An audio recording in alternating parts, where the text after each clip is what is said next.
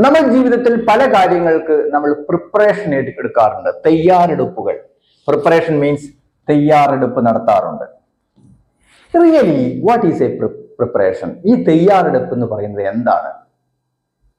അത് എക്സാമിനേഷൻ ആയാലും എന്ത് തന്നെയായാലും തയ്യാറെടുപ്പുകൾ, the preparation happen in these stages.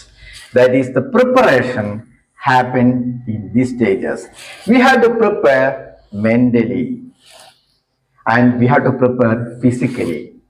But which one is more important? This mental preparation is important. This is 80%. Total preparation 80%, that is a mental preparations. And you should have a mental vision, a mental image of your success. Then comes to the physical, that is the action process. Go to the actions. Then mental preparation is only the vision.